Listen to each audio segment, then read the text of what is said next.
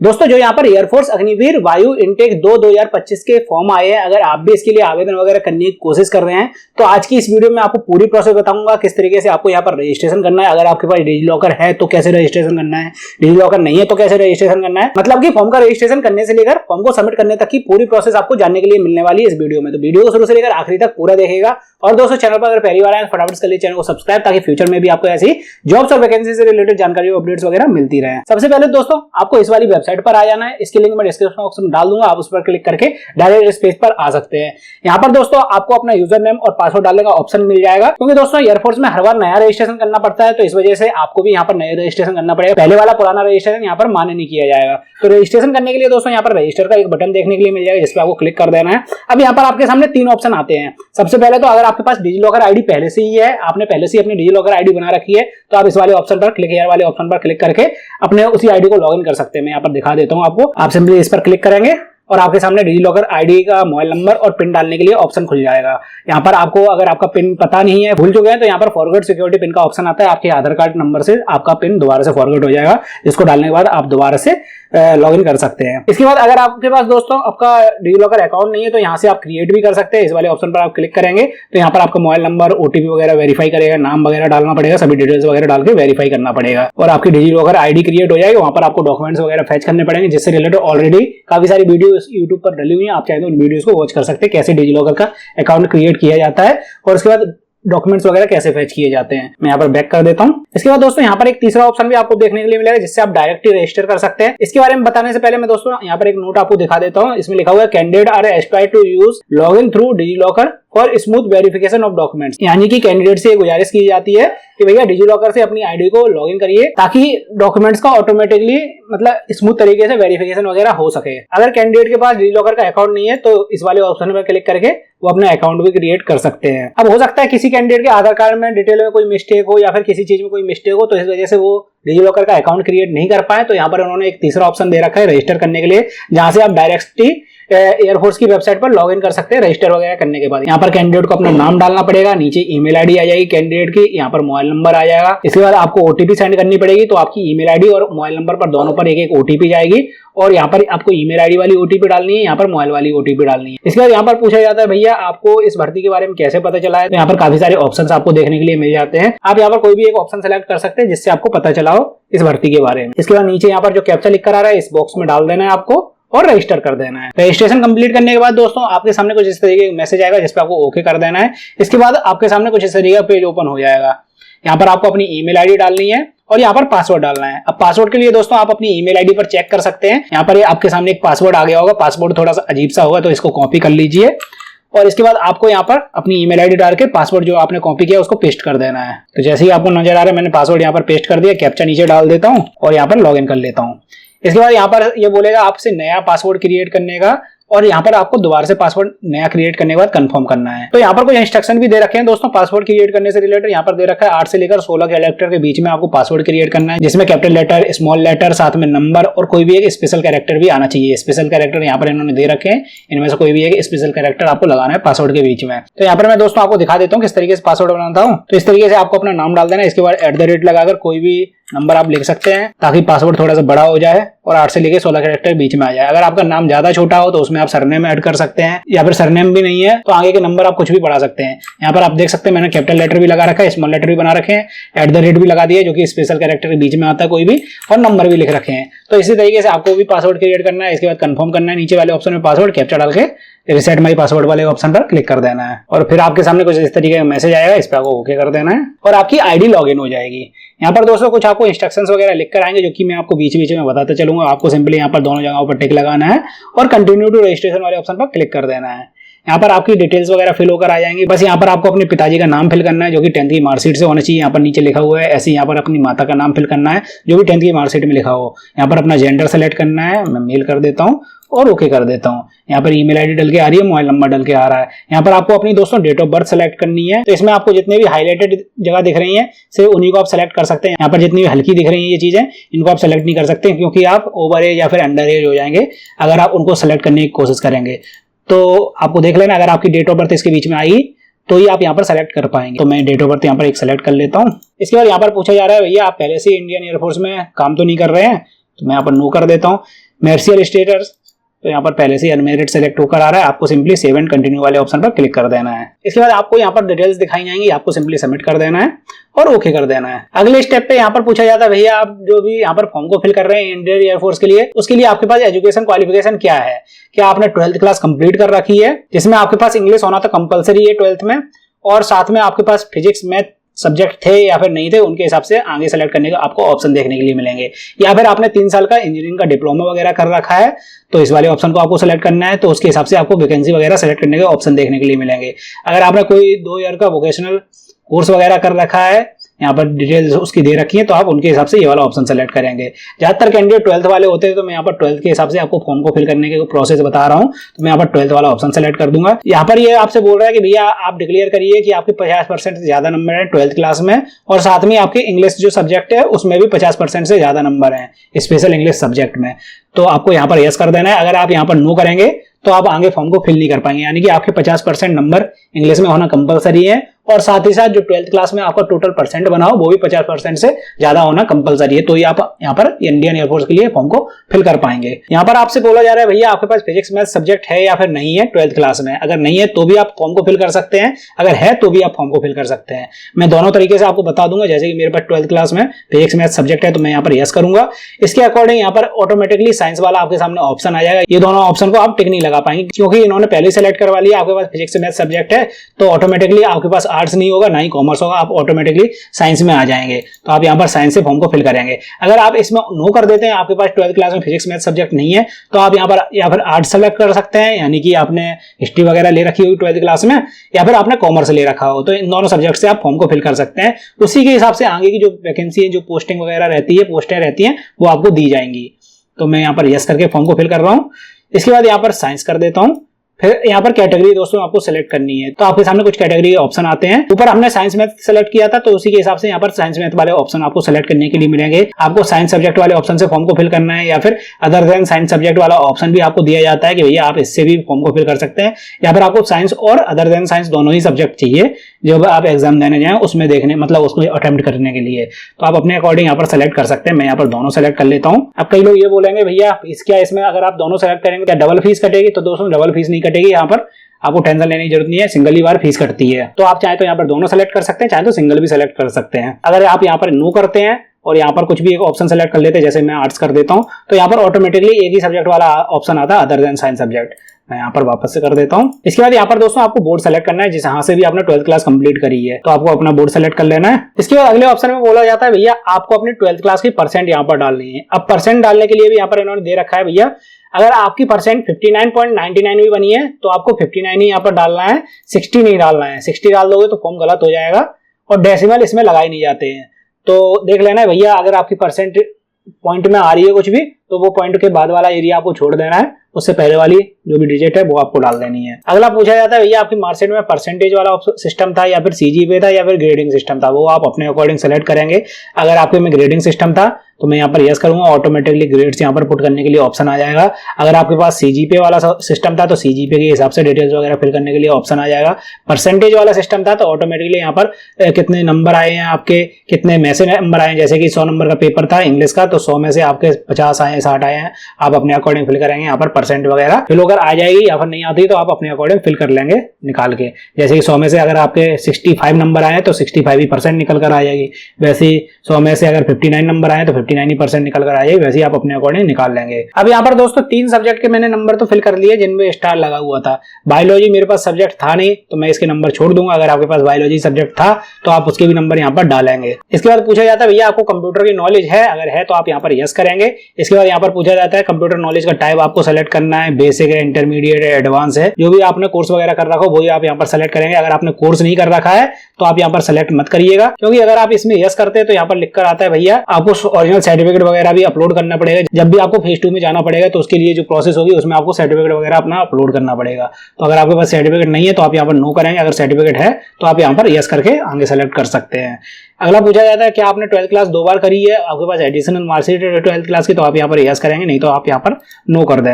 आगे पूछा जाता है भैया आपने कोई हायर क्वालिफिकेशन भी कर रखी है, जैसे कि 12th के बाद आपने ग्रेजुएशन वगैरह के लिए फॉर्म को फिल किया है या फिर आप कंप्लीट कर चुके हैं, तो आप यहाँ पर सेलेक्ट करेंगे। अब परसुइंग का मतलब कई लोगों को नहीं समझ में आ रहा, तो मैं यहाँ पर बता देता हूँ भैया। परसुइंग मतलब होता है आपकी रनिंग में चल रही है, जैसे आपने ग्रेजुएशन में बीए बीएससी के लिए फॉर्म को फिल कर दिया है या फिर कुछ और आप कर रहे हैं, वो चीज आपकी रनिंग में चल रही है अभी, मतलब कि फर्स्ट ईयर हुई है या फिर सेकंड ईयर हुई है लेकिन रनिंग में चल रही है, तो आप यहाँ पर परसुइंग सेलेक्ट कर सकते हैं। आगे आपसे पूछा जाएगा आप क्या कर रहे हैं, जैसे कि आप इंजीनियरिंग कर रहे हैं या फिर नॉन इंजीनियरिंग कर रहे हैं, आप बीए बीएससी वगैरह कर रहे हैं तो आप नॉन इंजीनियरिंग सेलेक्ट कर सकते हैं। अगर आप इंजीनियरिंग कर रहे हैं तो आप यहाँ पर इंजीनियरिंग सेलेक्ट कर सकते हैं। मैं यहाँ पर नॉन इंजीनियरिंग कर रहा हूँ तो मैंने नॉन इंजीनियरिंग सेलेक्ट कर दिया है। अगला पूछा जाता है आप आर्ट्स से कर रहे हैं नॉन इंजीनियरिंग या फिर कॉमर्स से कर रहे हैं, साइंस से कर रहे हैं, तो आप आगे के ऑप्शन अपने हिसाब से सेलेक्ट कर सकते हैं।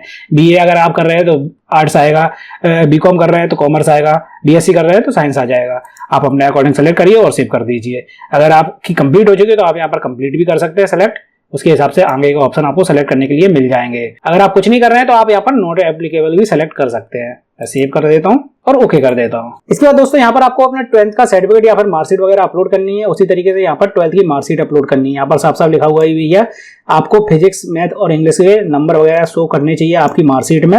उस तरीके से आपको मार्कशीट अपलोड करनी है और ओरिजिनल मार्कशीट होनी चाहिए, धुंधली मार्कशीट वगैरह नहीं होनी चाहिए। यहाँ पर दोनों में ही आपको ओरिजिनल चीजें अपलोड करनी है, फोटोकॉपी वगैरह नहीं लगानी है। अगर डिजी लॉकर पे वो चीजें अवेलेबल है यानी कि मार्कशीट वगैरह अवेलेबल है तो यहाँ से आप डायरेक्टली फैच कर सकते हैं, भले ही आगे आपने डिजी लॉकर से रजिस्टर वगैरह नहीं किया है तो भी। अब जितने भी डॉक्यूमेंट्स वगैरह इसके फॉर्म में अपलोड करने हैं दोस्तों, उनके लिए मैंने एक सेपरेट वीडियो बना दी है ताकि ये वाली वीडियो ज्यादा लंबी ना हो जाए। अगर आपको डॉक्यूमेंट्स वगैरह अपलोड करने में प्रॉब्लम आ रही है, साइज वगैरह उसका सेट करने में प्रॉब्लम आ रही है, तो आप चाहे तो मेरी उस वाली वीडियो को देख पाएंगे, जिसकी लिंक मैं डिस्क्रिप्शन बॉक्स में भी डाल दूंगा और इस वीडियो के आखिरी में भी लगा दूंगा। तो आप चाहे तो इस वाली वीडियो को पहले पूरा देख लीजिए, उसके बाद उस वाली वीडियो की लिंक आपको आखिरी में लगी हुई मिल जाएगी, तो आप उस पर क्लिक कर सकते हैं। दोनों चीजों को दोस्तों एक एक करके आपको अपलोड कर लेना है। इसके बाद आपको सेव एंड कंटिन्यू कर देना है, सिंपली आपको ओके कर देना है। अब यहाँ पर दोस्तों आपको अपना एड्रेस वगैरह फिल करना है। पूरा एड्रेस आपको इस वाले ऑप्शन में डाल देना है। कंट्री ऑटोमेटिकली इंडिया आ रही है, यहाँ पर आपको अपना स्टेट सेलेक्ट कर लेना है, जिस भी स्टेट के आप निवासी हो। डिस्ट्रिक्ट सेलेक्ट कर लेनी है, जिस भी डिस्ट्रिक्ट में आप आते हो। इसके बाद सब डिस्ट्रिक्ट यहाँ पर सेलेक्ट कर लेनी है और अगर कोई विलेज या फिर टाउन आता है तो उसको यहाँ पर डाल देना है।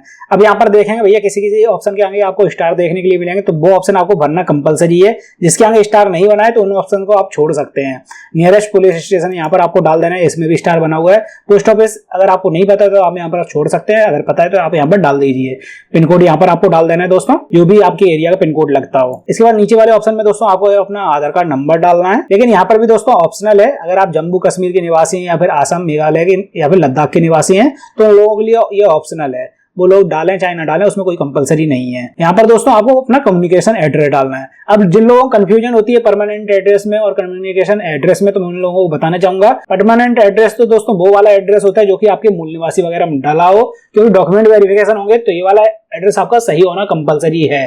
अगर आपका करस्पॉन्डेंस एड्रेस डॉक्यूमेंट में नहीं डाला है तो वो भी चल जाता है। जैसे मान लीजिए आप कोई स्टूडेंट है और कहीं तैयारी करने के लिए गए हुए हैं, आप रहते कोई दूसरे एरिया में लेकिन तैयारी करने के लिए कहीं और रह रहे हैं, तो आप चाहे तो कम्युनिकेशन एड्रेस में अपना जहां पर आप रह रहे हैं वो वाला एड्रेस डाल सकते हैं, उससे कोई प्रॉब्लम नहीं है। लेकिन जितने भी डॉक्यूमेंट्स वगैरह आएंगे आपके, जब भी ज्वाइनिंग की प्रोसेस होगी, वो आपके परमानेंट एड्रेस पर ही आएंगे। आपका अगर परमानेंट एड्रेस और communication address same to same है, आप एक ही जगह पर रह रहे हैं या फिर गए भी हैं तो थोड़े दिनों के लिए गए हुए हैं, तो आप चाहे तो एक ही एड्रेस दोनों में डाल सकते हैं, कोई प्रॉब्लम नहीं है। तो कम्युनिकेशन एड्रेस वगैरह पूरी उसी तरीके से आपको फिल कर लेना है। यहाँ पर आपको एक टिक लगाने का भी ऑप्शन मिल जाता है। जैसे मान लीजिए आपका permanent address same to same communication address में आता है तो आप इस वाले ऑप्शन पर टिक लगा दीजिए। सभी डिटेल्स ऑटोमेटिकली ऊपर के हिसाब से भर के आ जाएंगी। यहाँ पर आपको एक ऑप्शन एक्स्ट्रा देखने के लिए मिलेगा, डोमिसाइल स्टेट, यानी कि आपका मूल निवासी कहाँ का है। तो आपको यहाँ पर अपना मूल निवासी की स्टेट सेलेक्ट कर लेना है, यहाँ पर डिस्ट्रिक्ट सेलेक्ट कर लेनी है जहाँ का भी आपका मूल निवासी हो। इसके बाद आपको सेव एंड कंटिन्यू कर देना है। अब यहाँ पर दोस्तों अगले ऑप्शन में आपको एक अपना परमानेंट बॉडी मार्क फिल करना है इस वाले ऑप्शन में। इसके लिए यहाँ पर इन्होंने एक इंस्ट्रक्शन भी दे रखे हैं, भैया जो भी आप मार्क यहाँ पर फिल करें वो चेस्ट लाइन के ऊपर होना चाहिए, यानी कि जो चेस्ट की लाइनिंग होती है उसके ऊपर होना चाहिए कोई भी बॉडी मार्क, या फिर आपके दोनों हैंड में भी चल जाएंगे, या फिर बिलो नी लाइन जो घुटने होते हैं उसके नीचे होने चाहिए, वही मार्क चलाएंगे। बीच के एरिया में कहीं भी मार्क होगा वो यहाँ पर मान्य नहीं किया जाएगा। और यहाँ पर आपको एक बॉडी मार्क भरना कंपलसरी है दोस्तों। कुछ लोग यहाँ पर नो मार्क भर देते हैं तो उन लोगों को आगे जब वेरिफिकेशन वगैरह होता है उसमें निकाल दिया जाता है। तो कोई भी एक परमानेंट मार्क आपको यहाँ पर फिल करना कंपलसरी है। इन जगह पर दोस्तों आपको एक न एक मार्क मिल ही जाएगा। अगर नहीं होता है तो भले ही आप दूसरे एरिया का फिल कर सकते हैं, लेकिन कोशिश करिएगा मिल जाए आपको कहीं ना कहीं। तो मैंने यहाँ पर लिख दिया चेहरे पर तेल है, यानी कि मोल ऑन फेस। इसी तरीके कोई कट का मार्क हो तो आप लिख सकते हैं कट मार्क और फेस, या फिर cut mark on right hand, आप अपने अकॉर्डिंग लिख सकते हैं।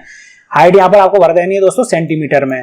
तो नाप लेना है आपको जितनी भी आती हो। इसके बाद चेस्ट का साइज भी दोस्तों आपको सेंटीमीटर में भरना है, इंचेस में नहीं भरना है दोस्तों। कई लोग यहाँ पर कंफ्यूज हो जाते हैं, वो इंचेस में नापते हैं और इंचेस में ही भर देते हैं, तो आपको यहाँ पर सेंटीमीटर में फिल करना है। इसी तरीके से दोस्तों आपको यहाँ पर वेस्ट यानी कमर का साइज फिल करना है। तो कमर के साइज में भी कई लोग हो सकता है यहाँ पर कंफ्यूज हो जाए, वो लोग कमर इंचेस में नापते हैं, जैसे कि 32 नंबर का पैंट आ रहा है या फिर 30 नंबर की कमर है तो वो कमर इंचेस में नापते हैं। यहाँ पर आपको सेंटीमीटर में कन्वर्ट करके उसको डालना है, या फिर सेंटीमीटर में आप नाप के यहाँ पर डाल सकते हैं। चाहे तो अगर आप नाप नहीं सकते हैं तो एक काम कर सकते हैं, जैसे कि मान लीजिए आपका चेस्ट 80 सेंटीमीटर का आता है तो आपकी कमर तो चेस्ट से थोड़ी सी कम ही होगी, तो आप अपने अकॉर्डिंग 5 सेंटीमीटर 6 सेंटीमीटर यहाँ पर कम करके डाल सकते हैं। आगे दोस्तों यहाँ पर आपको अपनी जूते का साइज डालना है, तो जितने नंबर का आप जूता पहन सकते हैं वो डाल सकते हैं यहाँ पर। इसके नीचे दोस्तों यहाँ पर कुछ एडिशनल डिटेल्स के ऑप्शन आपको देखने के लिए मिलेंगे, जिसमें आपको सिंपली यस और नो करना है। जैसे कि यहाँ पर पूछा जाता है आपके पास एनसीसी है या फिर नहीं है, आप यहाँ पर यस करते हैं तो आगे आपको एनसीसी की डिटेल्स भरनी पड़ती है, जैसे कि C certificate, B certificate, A certificate, जौन सा भी है, और उसका सर्टिफिकेट नंबर मैं यहाँ पर नो कर देता हूँ। आगे आपसे पूछा जाता है क्या आपके पिताजी कोई रिटायर्ड वगैरह है एयरफोर्स वगैरह से, कोई ऑफिसर पोस्ट से हो, तो आप यहाँ पर यस कर सकते हैं, उसका सर्टिफिकेट वगैरह आगे मांगा जाएगा, मैं यहाँ पर नो कर देता हूँ। इसके आगे पूछा जाता है भैया क्या आप आर्मी नेवी से रिटायर वगैरह तो नहीं हुए हैं, मैं यहाँ पर नो कर देता हूँ। आप अपने अकॉर्डिंग सेलेक्ट कर सकते हैं सभी ऑप्शन में। आपको ड्राइविंग आती है या फिर नहीं आती है, वेल्डिंग या फिर सोल्डिंग वगैरह काम आता है या फिर नहीं आता है, उसी के अकॉर्डिंग आपको और भी काम हो सकता है वहां पर दिए जाए। आपके पास केटरिंग की कोई क्वालिफिकेशन वगैरह है या फिर नहीं है, इन्फॉर्मेशन टेक्नोलॉजी की नॉलेज है या फिर नहीं है, अकाउंटिंग आती है या फिर नहीं आती है, कोई दूसरी स्किल या फिर वर्क एक्सपीरियंस है या फिर नहीं है, कोई स्पोर्ट्स का आपके पास सर्टिफिकेट वगैरह है या फिर नहीं है, हिंदी इंग्लिश के अलावा कोई दूसरी नॉलेज है या फिर नहीं है, तो आप यहाँ पर सेलेक्ट कर सकते हैं। अगर आपको कोई दूसरे लैंग्वेज भी आती है तो आप यहाँ पर यस कर सकते हैं, उस लैंग्वेज को आपको यहाँ पर डालना पड़ेगा। मुझे नहीं आती है तो मैं यहाँ पर नो कर देता हूँ। मेडिकल हिस्ट्री यानी कि कोई आपके पास सर्जरी वगैरह हुई है कोई बड़ी, तो आप यहाँ पर डिटेल वगैरह फिल कर सकते हैं। फैमिली की मेडिकल हिस्ट्री, फैमिली कोई मेडिकल कंडीशन वगैरह है तो यहाँ पर आपको डिटेल फिल करनी है, मैं यहाँ पर सेव एंड कंटिन्यू कर देता हूँ और ओके कर देता हूँ। अब इसके अगले स्टेप पर दोस्तों यहाँ पर आपको अपनी फोटो अपलोड करनी है, यहाँ पर सिग्नेचर अपलोड करने हैं, यहाँ पर आपको थंब इंप्रेशन अपलोड करने हैं। इसके नीचे दोस्तों आपको अपनी लाइव इमेज कैप्चर भी करने का ऑप्शन देखने के लिए मिलता है, तो यहाँ से भी रिलेटेड यानी कि जितनी भी फाइलें यहाँ पर अपलोड करनी है और लाइव इमेज कैप्चर करनी है उससे रिलेटेड भी जानकारी दोस्तों आपको उसी वाली वीडियो में मिल जाएगी, जो कि इस वीडियो में मैंने आखिरी में लगा दी है। फोटो सिग्नेचर और थंब इंप्रेशन वगैरह और साथ में लाइव इमेज कैप्चर करने के बाद दोस्तों आपको सेव एंड कंटिन्यू वाले ऑप्शन पर क्लिक कर देना है और ओके कर देना है। इसके बाद आप आ जाएंगे अगले स्टेप पर, जहां पर आपको अपने सेंटर वगैरह सेलेक्ट करने हैं फेज 1 के लिए। तो लेफ्ट साइड में जितने भी आपको ऑप्शन नजर आ रहे हैं उसमें आपको स्टेट सेलेक्ट करने हैं, जैसे कि मान लीजिए पहला सेंटर मुझे मध्य प्रदेश में चाहिए। इसके बाद मैं यहाँ पर सिटी सेलेक्ट कर सकता हूँ, कौन सी सिटी में चाहिए मध्य प्रदेश में। अब कई लोग कमेंट सेक्शन में ये पूछते हैं कि भैया यहाँ पर मैं एक ही स्टेट के सभी सेंटर सेलेक्ट कर सकता हूँ, तो दोस्तों वो आपकी मर्जी है। आप चाहे तो मध्य प्रदेश के 4 सेंटर यहाँ पर आ रहे हैं तो चारों मध्य प्रदेश के सेलेक्ट कर लीजिए, लेकिन आप सेंटर को रिपीट नहीं कर सकते हैं। जैसे फर्स्ट मैंने ग्वालियर सेलेक्ट कर लिया, दूसरा मैं चाहे कोई भी सेलेक्ट कर सकता हूँ, लेकिन ग्वालियर सेलेक्ट नहीं कर सकता। तो उसके बाद मैं यहाँ पर अगला भी चाहूँ तो मध्य प्रदेश का सेलेक्ट कर सकता हूँ, इससे कोई प्रॉब्लम वगैरह नहीं आएगी। और सभी सेंटर सेलेक्ट करने के बाद आपको सेव एंड कंटिन्यू वाले ऑप्शन पर क्लिक कर देना और ओके कर देना है। इसके बाद आता है फेज 2 के लिए सेंटर सेलेक्ट करने का ऑप्शन। अब यहाँ पर आपको 14 प्रेफरेंस सेलेक्ट करनी है, यहाँ पर 14 से 15 ही ऑप्शन आपको देखने के लिए मिलेंगे, तो एक एक करके सभी को आप सेलेक्ट कर सकते हैं। चाहे तो आप लाइन से सेलेक्ट कर सकते हैं, चाहे तो आपके पास जो नजदीकी पड़ रहा है, जैसे मान लीजिए मध्य प्रदेश में भोपाल पड़ रहा है तो मैं पहला ये सेलेक्ट कर सकता हूँ, दूसरा मैं चाहूँ तो दिल्ली कर सकता हूँ, तीसरा मैं चाहूँ तो यूपी में अगर कोई लगता है तो वो उसको सेलेक्ट कर सकता हूँ, जैसे कानपुर है। आप अपने अकॉर्डिंग जो नजदीकी है उसके हिसाब से भी सेलेक्ट कर सकते हैं, कोई प्रॉब्लम वगैरह आपको नहीं आएगी। लेकिन हाँ, कोई सेंटर आप रिपीट नहीं कर सकते, ये आपको याद रखना है। सभी को सेलेक्ट करने के बाद आपको सेव एंड कंटिन्यू वाले ऑप्शन पर क्लिक करके ओके कर देना है। आपके सामने आपकी पूरी डिटेल्स वगैरह जो भी आपने फिल की थी वो सभी फिल होकर आने लगेंगी। आपको सिंपली यहाँ पर प्लेस डालना है और इन दोनों जगहों पर टिक लगाने के बाद आपको कंटिन्यू टू पेमेंट वाले ऑप्शन पर क्लिक कर देना है। प्लेस वाले ऑप्शन में दोस्तों आपको अपने सिटी का नाम डालना है। जब आप कंटिन्यू टू पेमेंट वाले ऑप्शन पर क्लिक करेंगे तो आपके सामने यहाँ पर डिटेल्स वगैरह कुछ लिख कर आएंगे, आपको अच्छे से चेक कर लेना और कंफर्म कर देना है। इसके बाद आप आ जाएंगे पेमेंट वाले पेज पर। आप चाहे तो किसी से भी पेमेंट कटवा सकते हैं, लेकिन यहाँ पर जो सक्सेस रेशियो दे रखा है, नेट बैंकिंग से ज्यादातर पेमेंट सक्सेसफुल हो जाती है, यूपीआई से ज्यादातर पेमेंट पेंडिंग में चली जाती है। तो वो आपकी मर्जी है, आप किससे पेमेंट कटवाते हैं। जैसे ज्यादातर कैंडिडेट के पास यूपीआई का माध्यम रहता है, तो मैं यहाँ पर दूसरा वाला जो पेमेंट गेटवे है यूपीआई के लिए उसको सेलेक्ट कर लेता हूँ। जैसे कि यहाँ पर दे रखा है भैया यूपीआई के लिए सेकंड पेमेंट गेटवे आपको सेलेक्ट करना है। मैं यहाँ पर पे वाले ऑप्शन पर क्लिक करूंगा और ऑटोमेटिकली आप इस वाले पेज पर आ जाएंगे। यहाँ पर आपको यूपीआई वाला ऑप्शन सेलेक्ट करना है ना, और यहाँ पर जनरेट क्यूआर कोड वाला ऑप्शन दिखाई देगा, जिसपे आपको क्लिक कर देना है। अब आपको क्या करना है दोस्तों, अगर आप मोबाइल से पेमेंट कटवा रहे हैं तो आपको एक मोबाइल में यही वाला पेज खुला रहने देना है और आपको दूसरे मोबाइल से क्यूआर कोड स्कैन करना है किसी भी फोन पे या फिर पेटीएम के थ्रू, और आपको उससे स्कैन करके पेमेंट कर देना है। लेकिन ये वाला पेज हटना नहीं चाहिए। अगर ये वाला पेज आप मिनिमाइज कर देते हैं तो और आप इसी के थ्रू पेमेंट रिक्वेस्ट भेजते हैं यूपीआई आईडी वगैरह डालने के बाद, और उसको दोबारा से ओपन करके आप देखेंगे तो पता चलेगा पेमेंट आपकी पेंडिंग में अटक गई। तो कोशिश करना ये वाला पेज खुला रहे और आप दूसरे मोबाइल से पेमेंट की प्रोसेस कंप्लीट करें।